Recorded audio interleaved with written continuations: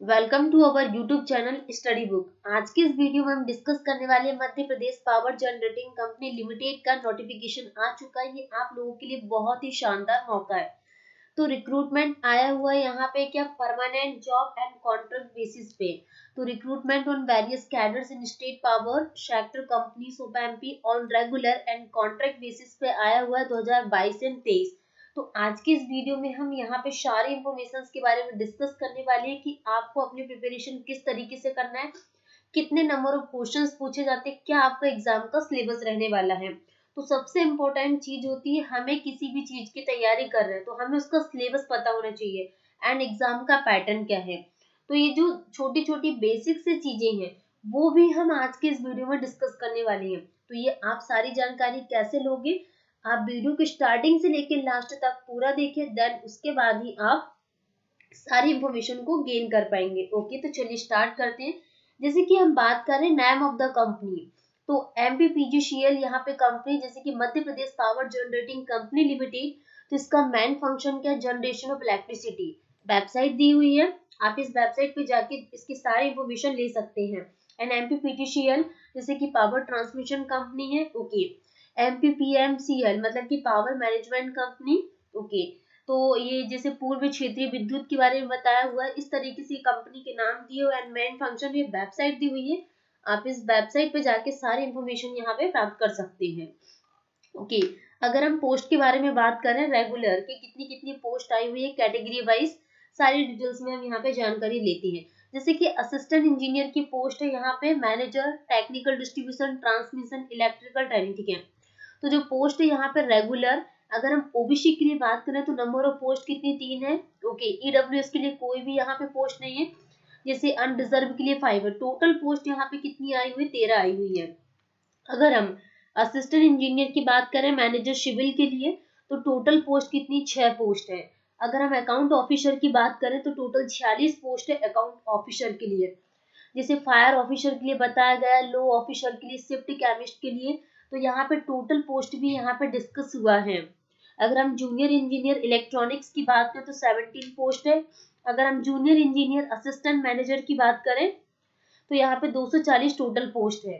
अगर हम junior engineer assistant manager civil की बात करें तो टोटल कितनी, 40 पोस्ट है। ओके, तो हम जो परमानेंट जॉब है इसमें अगर हम सब पूरे टोटल पोस्ट की बात करें तो 444 यहाँ पे टोटल पोस्ट आई हुई है। अगर हम पोस्ट ऑन कॉन्ट्रैक्ट बेसिस पे बात करें, जैसे कि मैनेजमेंट एग्जीक्यूटिव, कॉन्ट्रैक्ट बेसिस पे टोटल कितनी, 4 पोस्ट है। अगर हम लो ऑफिसर लीगल एग्जीक्यूटिव की बात करें तो 4 पोस्ट है। और जो मैनेजर एचआर के लिए कितनी, 9 पोस्ट है। तो जो कॉन्ट्रैक्ट बेसिस पे टोटल पोस्ट आई है वो 453 यहाँ पर टोटल पोस्ट आई हुई है। ओके, अगर हम detail term condition for recruitment की बात करें, जैसे कि term and condition for direct recruitment की बात करें तो regular basis and contract basis पे यहाँ पे पोस्ट आपकी आई हुई है। तो सिलेक्शन का प्रोसेस क्या होने वाला है, तो आपका जो एग्जाम होगा वो ऑनलाइन एग्जामिनेशन होगा। एंड जो सीबीटी आपका एग्जाम होने वाला है कंप्यूटर बेस्ड टेस्ट होगा। उसमें ऑब्जेक्टिव मल्टीपल चॉइस आपके पास क्वेश्चन पूछेंगे एंड जो 100 मार्क्स के यहाँ पे क्वेश्चंस आएंगे आपके हैविंग मल्टीपल चॉइस होने वाले एमसीक्यूज। ओके, तो इसमें जो रहेंगे यहाँ पे 75 question in relative discipline and 25 questions in general awareness aptitude duration online examination. CBT shall B 2 hours. आपका ये जो एग्जाम होने वाला है ये 2 आवर्स का होगा। There will be no negative marking, कोई नेगेटिव मार्किंग नहीं होगी। ऑनलाइन एग्जामिनेशन होने वाला है। CBT shall be conducted in the cities with the state of MP. आपको सिटीज के बारे में भी यहाँ पे सारी जानकारी मिलेगी। ओके, तो आपका एग्जाम इसमें कोई नेगेटिव मार्किंग नहीं है, बहुत ही अच्छी न्यूज है। एंड 2 आवर्स से एग्जाम होने वाला है, ठीक है। अगर हम टेस्ट सिटीज की बात करें कि एग्जाम कहाँ कहाँ पे होने वाला है, तो 6 यहाँ पे सेंटर्स बनाए गए हैं, जैसे कि भोपाल, जबलपुर, इंदौर, सतना, उज्जैन, ग्वालियर में आपके एग्जाम्स होने वाले हैं।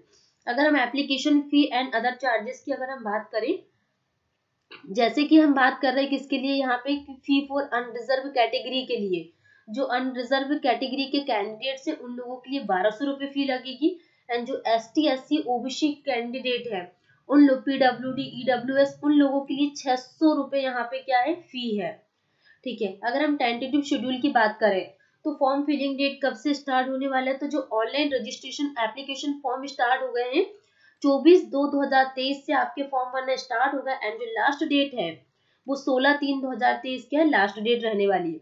अब आप फॉर्म को कैसे अप्लाई करोगे MPPGCL का, तो आप www.mppgcl.mp.government.in की साइट पर जाओगे, आपको सारी जानकारी वहां से मिल जाएगी। ठीक है, अब हम बात करने वाले हैं यहाँ पे। ठीक है, तो टोटल पोस्ट के बारे में हमने डिस्कस कर लिया कि टोटल पोस्ट कितनी है।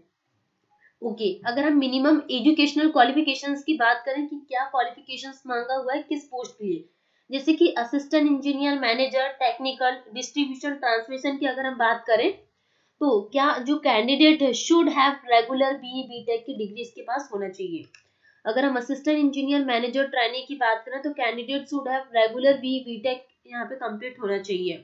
तो ये मिनिमम एजुकेशनल क्वालिफिकेशन बताया गया, जैसे कि मिनिमम 4 ईयर एक्सपीरियंस होना चाहिए।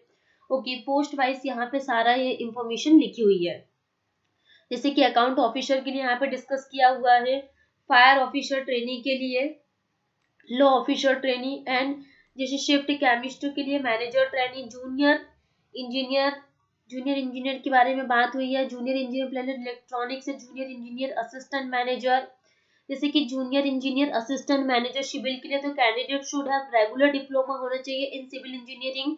ठीक है, अप्रूव आपके पास डिग्री होनी चाहिए, कम से कम 65% मार्क्स होना चाहिए CGPA। तो वो सारी इंफॉर्मेशन यहाँ पे लिखी हुई है।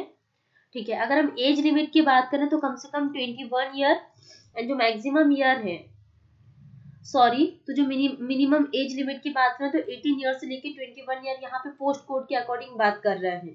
ठीक, तो ये एज लिमिट के बारे में। अगर हम एज रिलैक्सेशन की बात करें कि OBC कैंडिडेट के लिए कितना एज रिलैक्सेशन दिया हुआ है। ठीक, रिजर्वेशन यहाँ पे बताया गया है। अगर आपको ये छोटी छोटी जानकारी भी चाहिए तो वो भी आपको क्या मिल जाएगी, आप मुझे कमेंट सेक्शन में कमेंट करके पूछ सकते हैं। अगर हम सिलेक्शन प्रोसेस की बात करें तो online application will be invited. ठीक है, तो ये कोई ज्यादा इम्पोर्टेंट इंफॉर्मेशन तो नहीं है, हम आगे चलते हैं। ओके, आगे चल के जैसे पे स्केल एंड अदर अलाउंस की बात करें, अगर हम assistant engineer, manager, technical, distribution की बात करें तो जो पे स्केल रहेगी यहाँ पे जैसे कि 56,000 से 100 से लेके कितना। ठीक, तो ये पे स्केल्स के बारे में बताया गया कि किस किस पोस्ट के लिए यहाँ पे कितनी सैलरी रहने वाली है।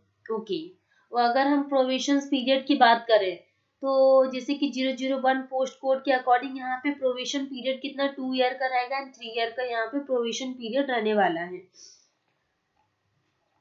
तो प्रोविजन पीरियड के बारे में भी हमने डिस्कस कर लिया है। अब डाउट आता है बच्चों को कि सिलेबस क्या रहेगा एग्जाम का, जैसे कि मिनिमम एजुकेशनल क्वालिफिकेशंस के बारे में भी यहाँ बताया गया मैनेजमेंट एग्जीक्यूटिव के लिए।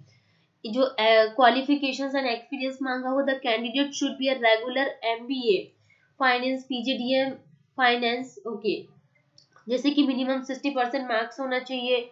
लो ऑफिसर लीगल एग्जीक्यूटिव के लिए मैनेजर के बारे में बात हुई है, और मिनिमम एजुकेशनल क्वालिफिकेशन सारा यहाँ लिखा हुआ है। एज लिमिट के बारे में यहाँ पे बात की कि एज लिमिट क्या मांगा हुआ है, जैसे कि मेल एप्लीकेंट के लिए कितना होना चाहिए, फीमेल एप्लीकेंट के लिए।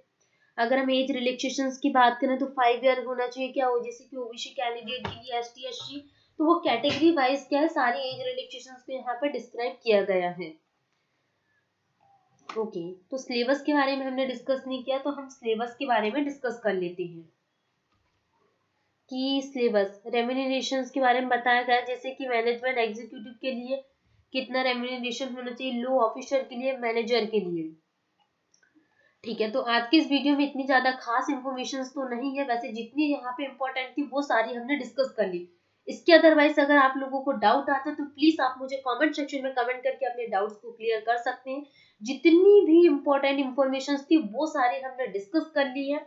ठीक है, तो आज के इस वीडियो के लिए इतना ही। वीडियो को सब्सक्राइब कीजिए, शेयर कीजिए जितना हो सके अपने दोस्तों के साथ। Thank you so much to all.